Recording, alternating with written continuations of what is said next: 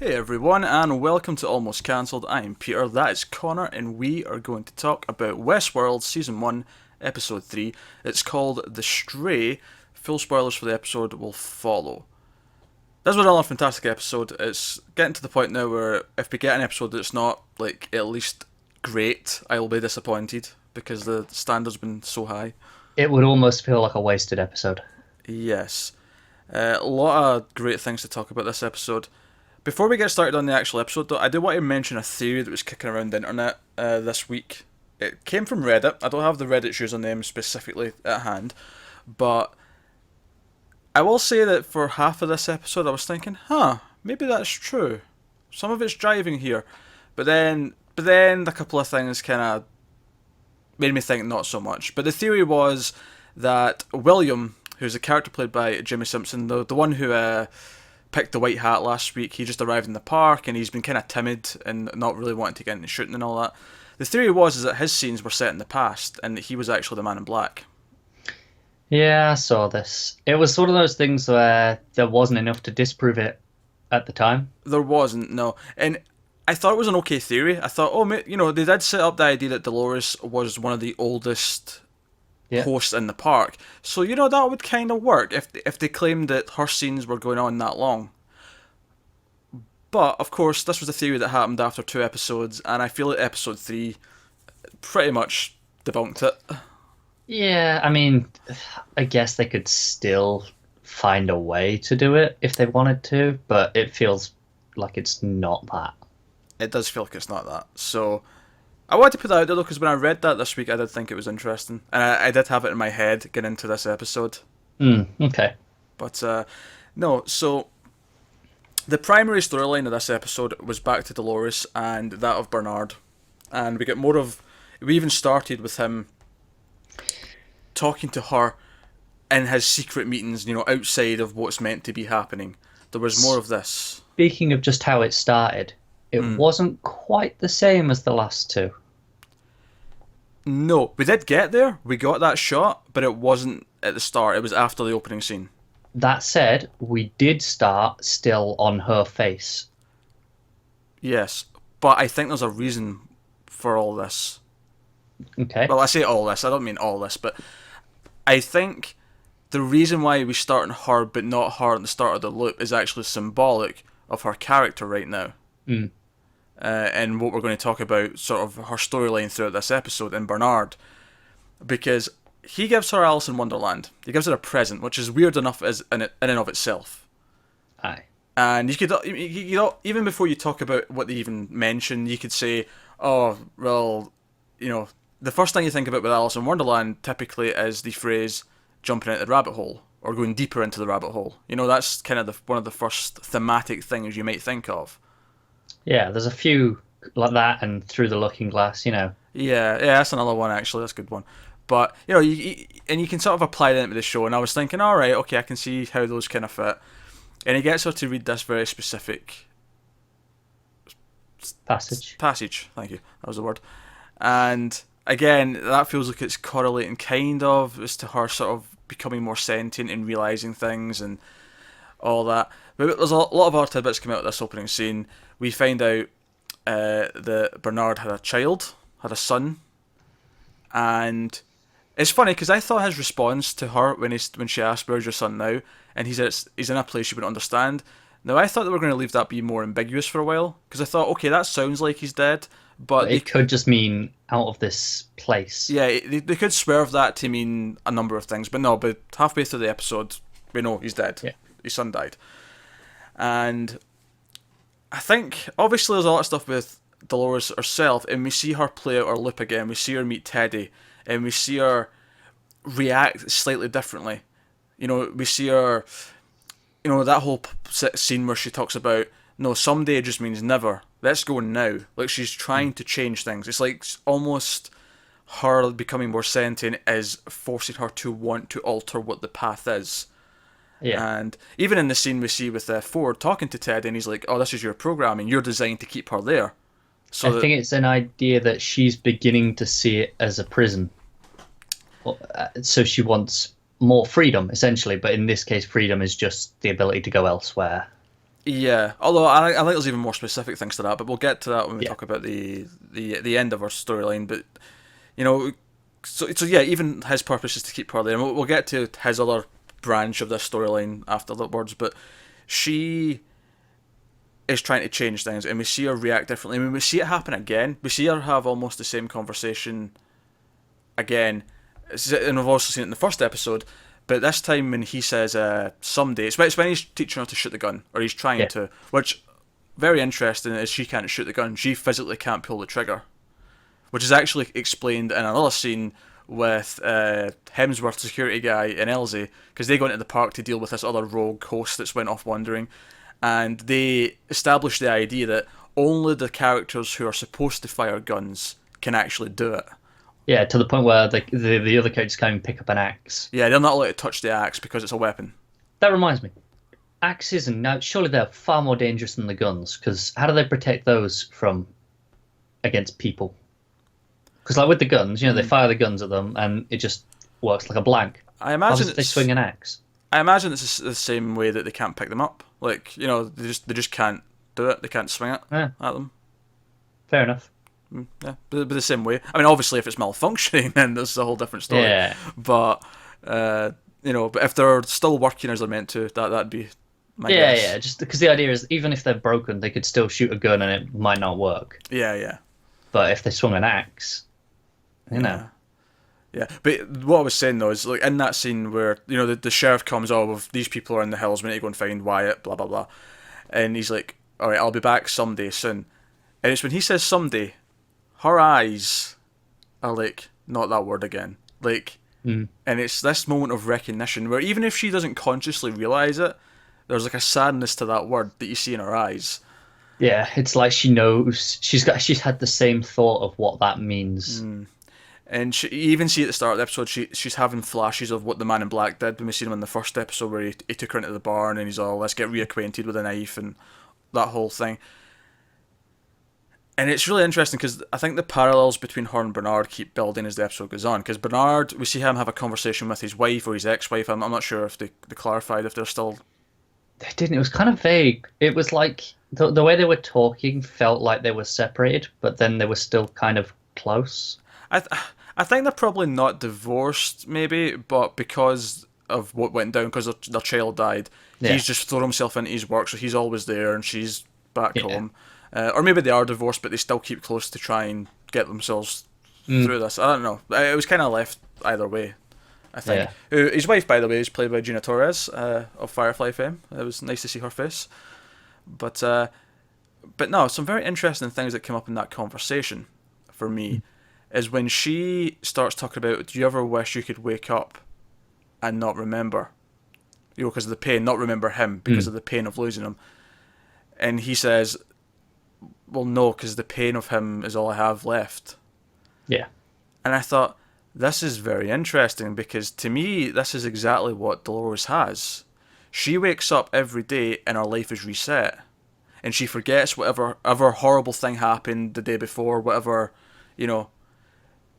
and he's taken that away from her. He's actually the one who's implanted this new coding or whatever into her, so that, because even at the end in that, not the final scene, but the final time they talk, when he speaks to her again, he talks about her loop in front of her, and she's aware that she's in a loop and that she's acting out this loop. She's aware of that now.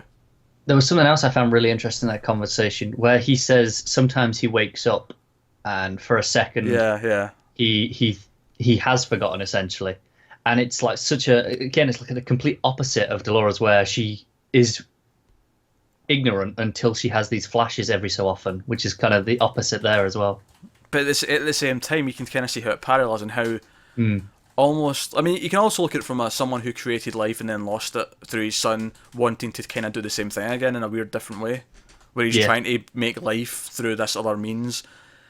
But just the parallel of that whole idea of like, she can't get through whatever she's been through or get over whatever she's happened to her because she can't remember, because he has that luxury, even though it is as painful as it is. That's kind of what being alive is. Yeah. And so I thought that was all great stuff. But after he talked, and we'll talk about the conversation he has with Ford, because there was a lot of interesting backstory that popped up in that. But after he has that conversation, it sounds like he's changed his mind. Like after the scene with his wife, after the scene with Ford, it sounds like he wants to like revert her back to her original programming to stop whatever he's done because it might be a mistake. Yeah. And we see repeatedly as he talks to her, the little triggers that she has where she'll say something. At one point it says, right, stop the scripted responses. So she won't say like her generic line about, like I can't remember what the line was, but it was, just stock answer to something. Yeah. And the first scene in the episode, at one point, she asked about his son, and he immediately said, "Why did you ask that?" He was like, analysis. Why did you ask that? And she said, "Oh, because it's asking a personal question builds a bond. It's built into my system." She gave like an answer. This is why I asked that question. Yeah. And the next time they talk, late on in the episode, she talks about not wanting to go back to her original code. And she talks about how she's not really two people, and that when she finds who she is, she'll be free. Mm. And he asked the same question again, analysis, why did you ask that? And she says, I don't know. And there it is. There it is. That's the spark of life, right? That's that's just an idea. That's exactly what it is. That is essentially the moment where it's happened. It's gone from there was a reason, it was a computer generated algorithm, to this was a spontaneous thought. And that's when he completely rechanges his mind, and he's like, no, I'm not changing this, I'm not fixing this. And that's when he says, right, remember and stay in your loop, don't tell anyone about this. And it's because he has essentially become God. And obviously this parallels the scene he has with Ford as well, with some nice tie-ins there. But I think it's part of it is pride and the idea that he wants to feel like a god, essentially. Yeah, I think that part of that's there. I think because even Ford talked about people wanting power, and that's obviously a form of power, as being a god.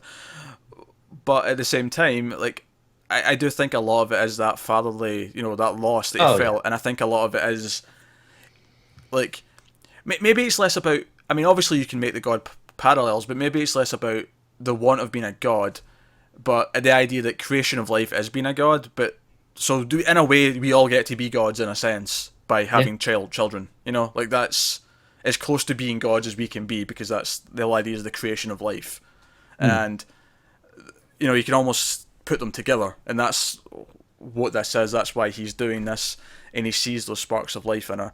And of course, again, coming back to her not being able to pull the trigger and her starting to remember things, she goes back into the park, because he takes her out not before the end of the day. It's like, it's nighttime in the park, but it's not the end of the story, because she's riding home, and like we've seen earlier on in this episode, like we've seen in the first episode, she hears the gunshots, the cows or whoever are running out, and she says the line about, oh, they're not meant to be out this late at night, my dad wouldn't let them out.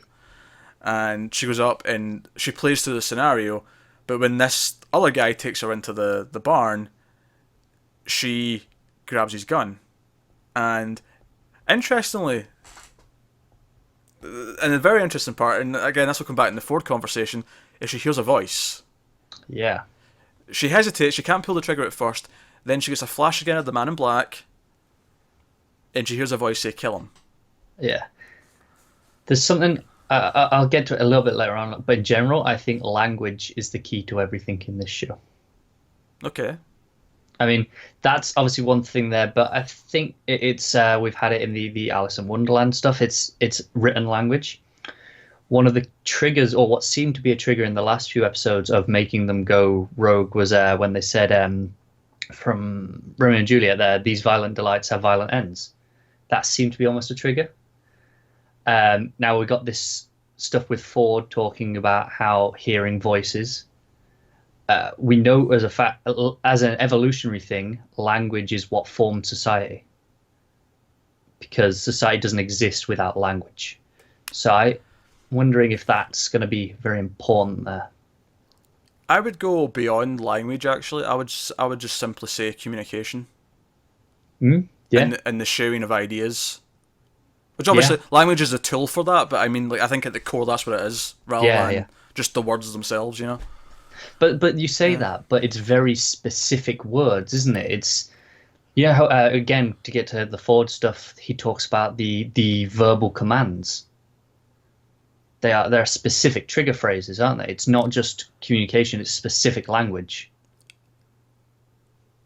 Yeah, true. But I bet that would have to be though, right? Like you wouldn't just have random different versions of that you could say. They'd have to be trigger phrases that would work. Yeah, but it's interesting that they kept those phrases. Because if you look at going back to Delores though, right? Mm. The whole idea that she has automated responses, like specific phrases can be programmed, and that's Yes. what they are. Whereas the whole idea is that once she like thought of something that wasn't triggered, that wasn't just an algorithm or automated or programmed, that was the spark of life.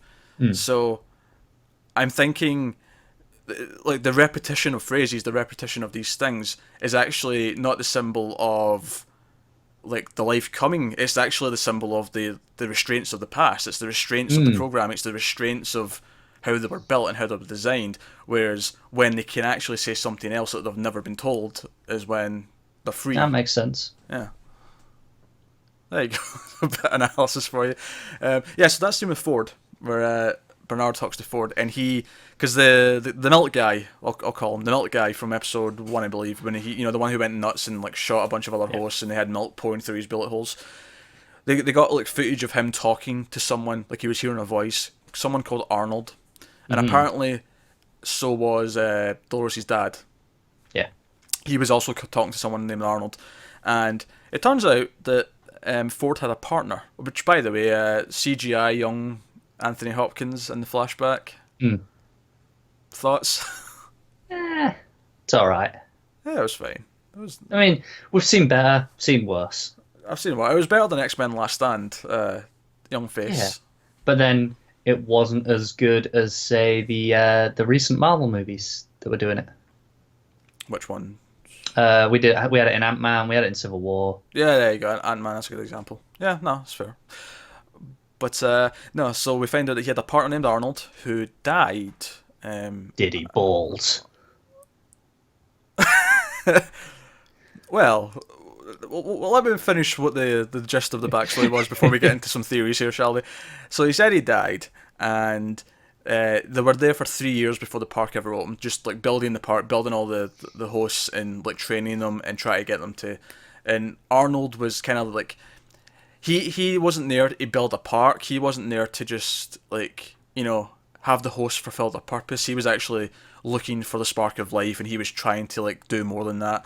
And he had this pyramid of like consciousness, which was like memories. I can't remember what the other two layers were, but they talked about how the peak, the final layer, which they couldn't quite crack, was I can't remember what the phrase was. The name for it.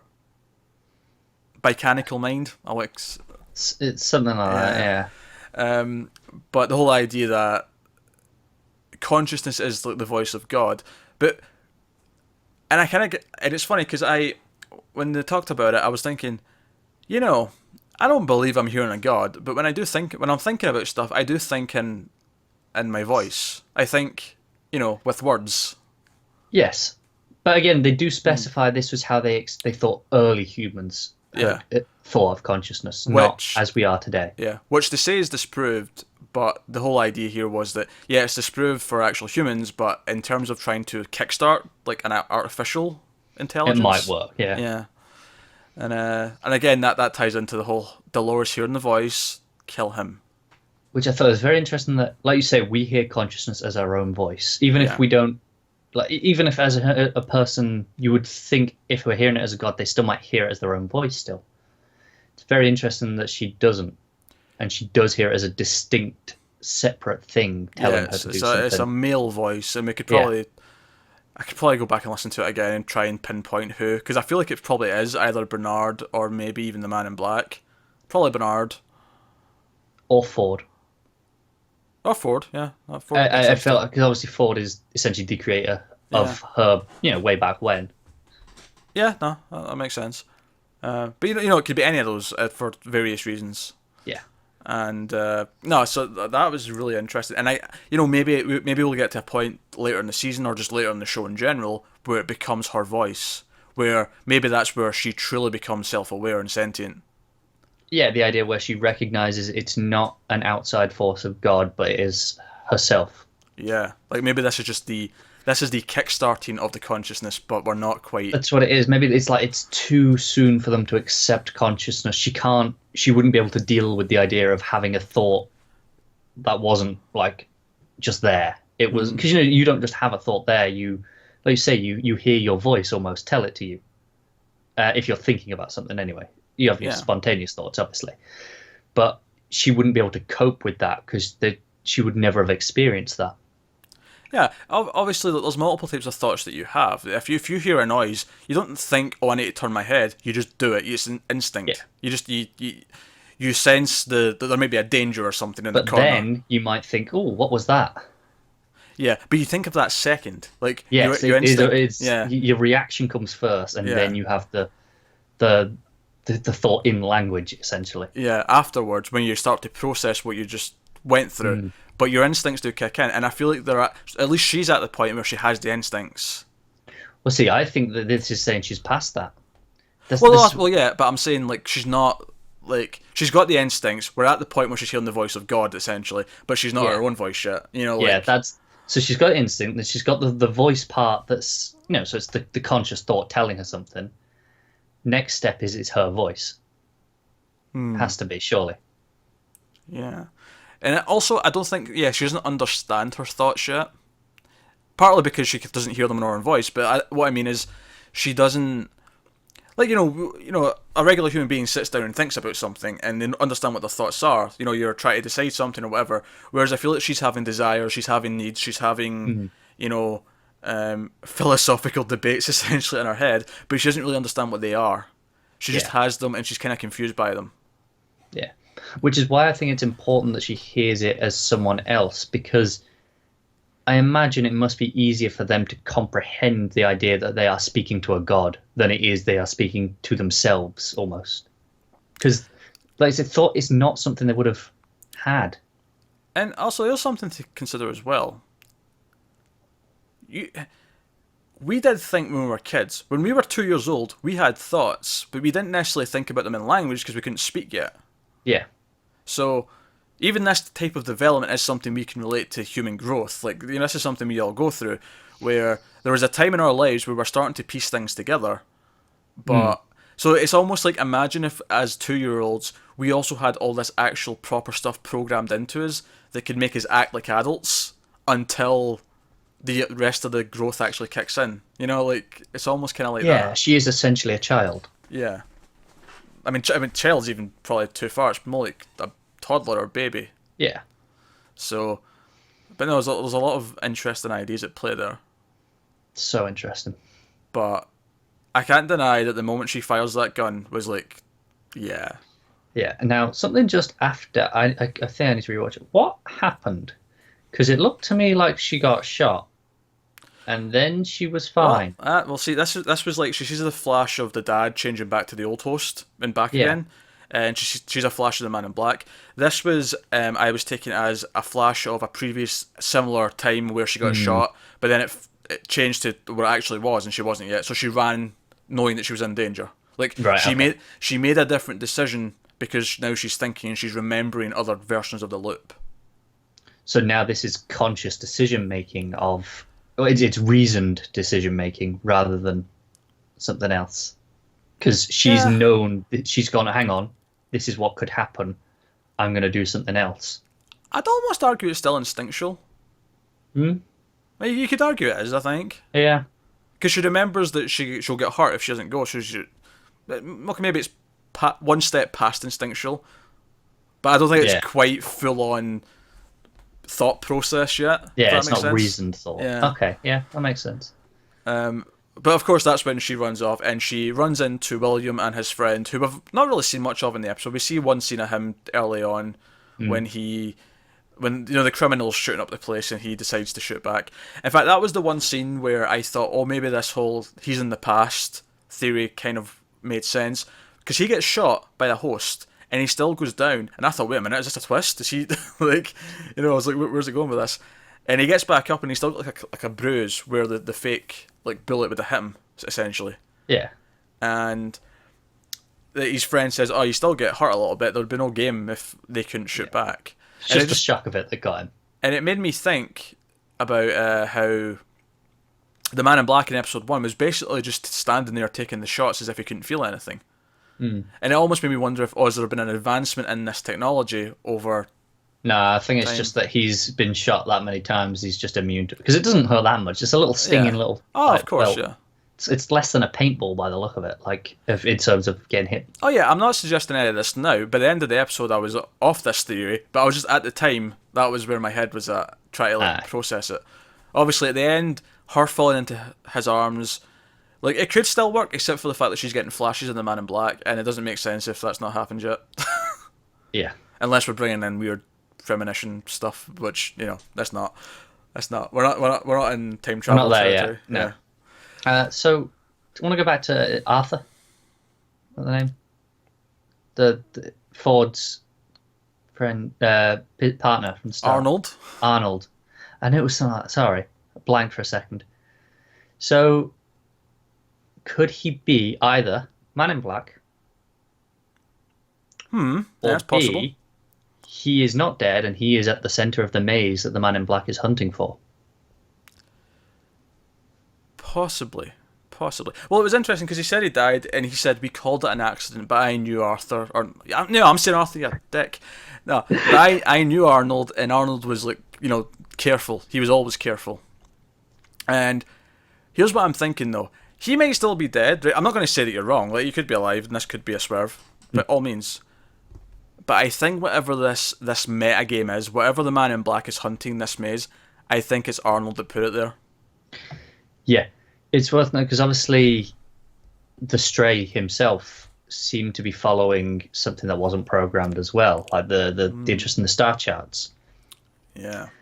And then, so he destroyed himself. Now, there's two ways of looking at it I can see.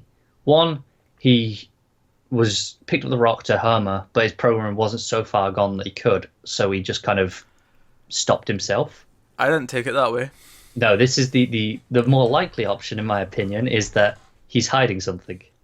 Yeah, I took that as, okay, he knows he's going to get analysed and, like, read and scanned and whatever if they take him in. He took out his computer, essentially. Because that's what they were going for. They were going for the head to take in, because that's all they needed to analyse. And he destroyed it before they could. Yeah, because see, when she first found the sculptures and they had, like, the little things on them, I didn't immediately recognise them as star charts. Or the star signs. I was thinking, are they parts of the maze or something? I thought that as well. Yeah. It wasn't until he mentioned it was the what was Orion. It? Orion, thank you. I was like, okay, fine, okay. Which begs interesting questions in and of itself, I suppose. Like, I mean, I should probably get some facts about astrology up just to see if anything relates to the themes of this show. But no, that's all very interesting. So yeah, they go on the hunt for them. For him. And we mentioned the other campers in a loop because they weren't allowed to touch the axe, and this was the guy who was meant to cut the wood. Yeah. And he stormed off. Which is, I mean, for all the stuff this show does, there's a lot of little fun things like that that prop up, which are quite nice. It's interesting how the episodes are focusing on different things.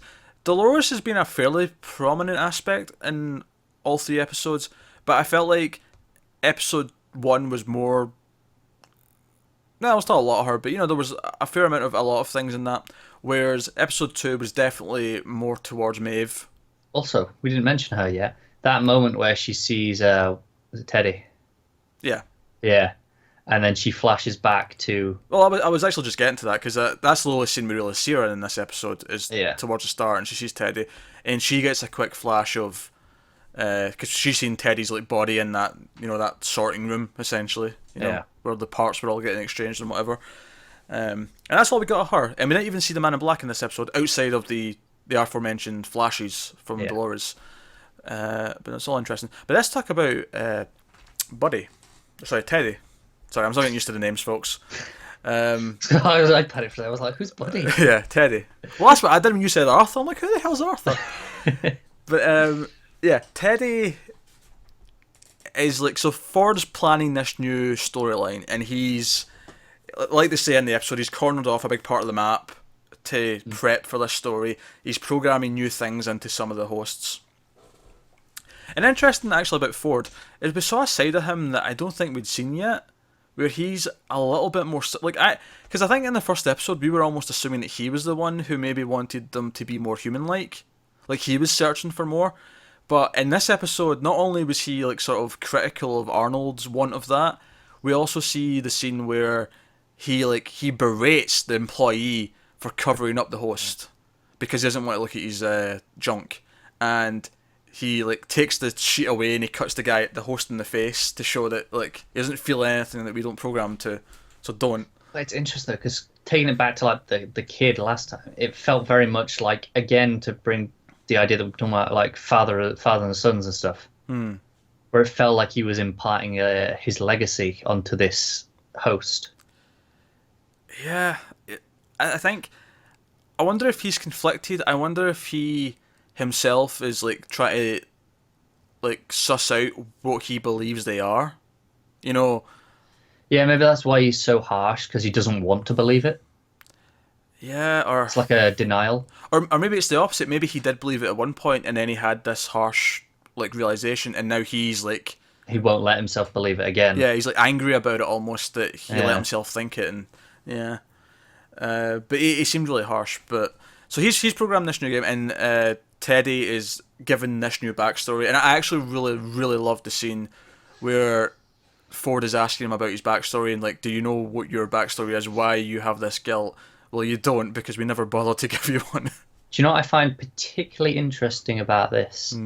Before we even get into what any of the backstory is, it's something that comes up later with with Elsie and the other guy, where she says they build everything from the backstories. It defines who they are. Yeah, but they never gave him one. Yeah, they gave him like a vague, just But it makes him almost like a vague person as a character. Like it makes him kind of almost bland. This is going to sound really insulting, but I kind of think James Marsden was perfect for that role. He was. That sounds like a really insulting thing to say about an actor. But he was playing like the blandness perfectly. But that kind of works for him, because it's kind of like when Arnold Schwarzenegger played the Terminator, and people said, "Oh, he's not really human-like; he's kind of robotic." Well, there you go. Yeah, it is a similar thing. Yeah, perfect. So it's only insulting if they're in the wrong roles. Yeah, it's insulting in every other role he's ever played, but not this one. Exactly. But no, actually, that's a very good observation. That's a very good observation. But so this new backstory they bring in that he had this evil like villain, almost this arch nemesis. This guy he used to be in the army with, who became villainous and like started killing like towns full of people, and like they refer to him as the Satan himself or whatever. He's the devil. And we see how this now plays into his like loop, where the sheriff comes in and he's like, no, we've got a trace on Wyatt, he's up here. And the sheriff, Teddy, and I think some guests, I think the woman was a guest because the prostitute like suggested earlier on, and the way her and the guy talked to each other, it sounded like they were guests, because he was like, we should have done the love boat thing or whatever he said. Yeah, I think they were guests, those two. Yeah. And they go, and it's funny how, like, obviously we've seen the loop slightly different, but we've seen the loop a couple of times now. We understand what his day's like and what Delores' day's like, typically. But now they've changed it up, and he's got this new element where he goes hunting for this Wyatt, and they get, under fire from, like, from unseen people. And then we see them, and they look cool. I thought they looked quite creepy. Yeah, they have these masks. It's almost tribal, but sort of maybe satanic. Yeah, they kind of remind me of, like wolves, almost. I was almost thinking, like, witch doctors, like, yeah. Like, I can see them chanting and doing, like, a spell, And they... Interestingly enough, Teddy fires his gun at them, and none of them take the hit, even though he clearly doesn't miss. Yeah. And, obviously, we've been trained to think that's maybe guests, but obviously, I think it's more like assuming this is intentional, right, from Ford, that the storyline has these people who cannot be killed. This is their character. They're supernatural, or they're whatever. Yeah. And we don't get to see how that ends. We don't get to see anything that happens beyond that. So presumably next episode we maybe see Wyatt and see if he is the ringleader of them and that kind of thing. Something's just dawned on me. Go So on. we talked earlier about how Ford had this conversation. Was it Ford? You know, like Dolores' Teddy's purpose, sorry, is to keep Dolores there. Mm-hmm. So why has he changed it so now that he doesn't keep her there? He doesn't stay with her. He doesn't do anything.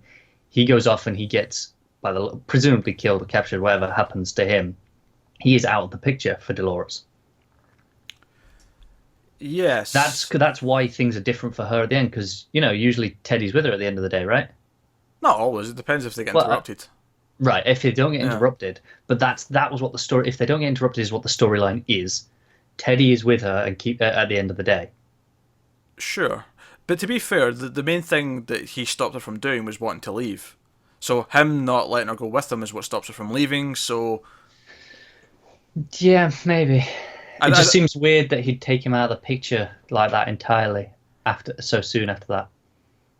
but he's not really. It's going to reset. When it resets, they'll go through the start of the day again, and he'll get called away, and he'll be like, "We can't go just now, but someday soon I'll come back," and that'll keep her there. So I don't think that's an intentional thing on his part. Right. Okay. I feel like it'll reset. If not daily, then it'll reset whenever the storyline ends. Right. Because as much as they said they reset daily, I assume some of the stories must take place over multiple days. Yeah, because some of them look like it's like a week-long thing, doesn't Yeah. it? Like, there's no way they can be traveling this distance over one night. Yeah, unless each day is just programmed separately. So they sort of reset, but they're programmed for day 2 of the story now. Yeah, it could be. It's a thought. But no, I thought that was very. And again, it's impressive how we know this is all fake. We know that no one's really in any danger, but we care enough. And it's the same with Dolores when the host who's going to rape her, and she shoots him. We care that she shoots him because we know that she'll experience it. It doesn't matter that he's fake and that she's technically fake. That said, I was a little concerned for those two guests because when these tribal people came out, they were all with knives, not guns.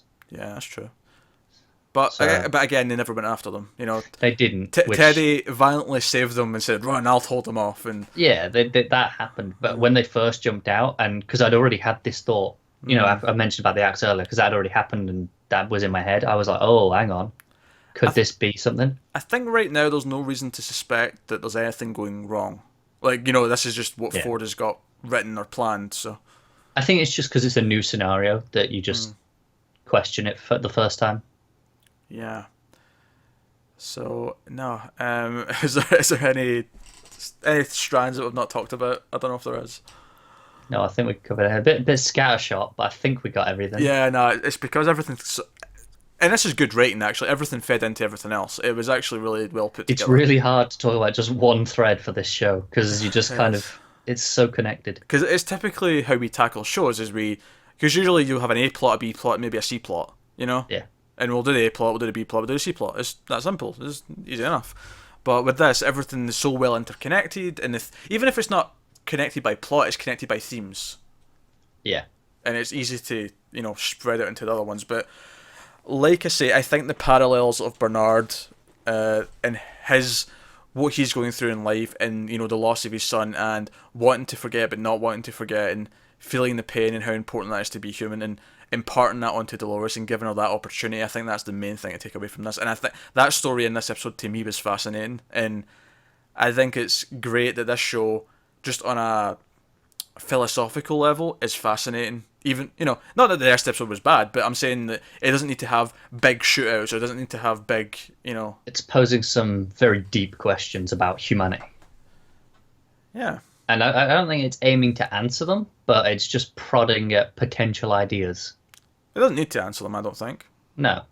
No, I'm not saying it needs to either. I'm just saying I can see people wanting it to try to, but I don't think it has to.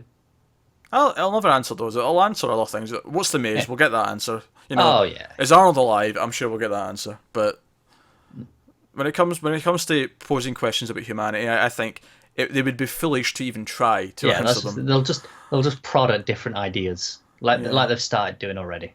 Yeah, I think the biggest question I have about anything in the world after watching this show is, there's a third Hemsworth. When did that happen? I like. The first time I saw his name in the credits, I was like, wait, what? There's another one?